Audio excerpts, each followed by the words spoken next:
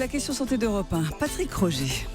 Une personne sur 4 a des verrues et bien souvent on ne sait pas comment s'en débarrasser. Bonjour docteur Kierzek. Bonjour Patrick. Elles viennent d'où et arrivent comment ces verrues? Alors les verrues, ce sont des modifications de la peau, c'est un épaississement de la peau qui est lié à une prolifération due à un virus, le fameux HPV, qui est un virus qui va se développer, qui va se localiser plutôt sur une peau qui est déjà un peu abîmée, un peu lésée, puisque ça fait une porte d'entrée pour ce virus.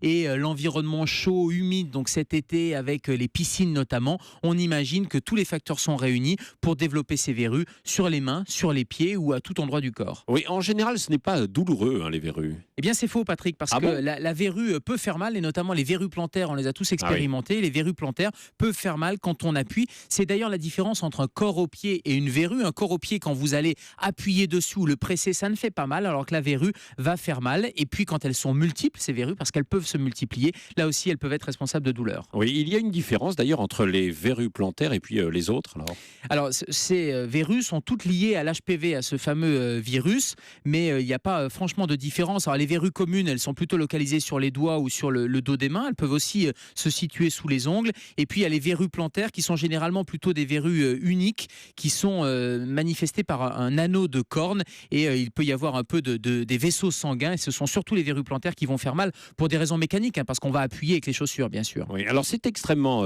contagieux. Comment éviter?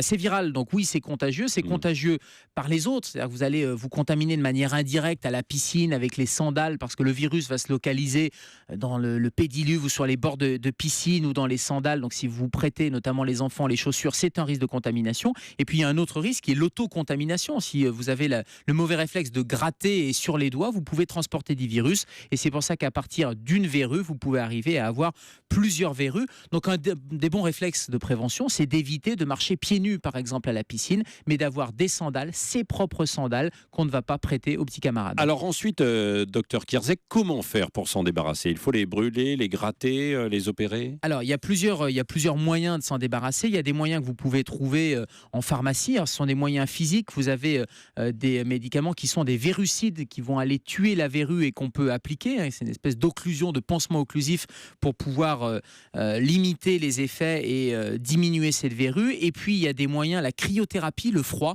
et là c'est votre médecin qui va pouvoir aller brûler grâce à l'azote liquide, grâce au froid.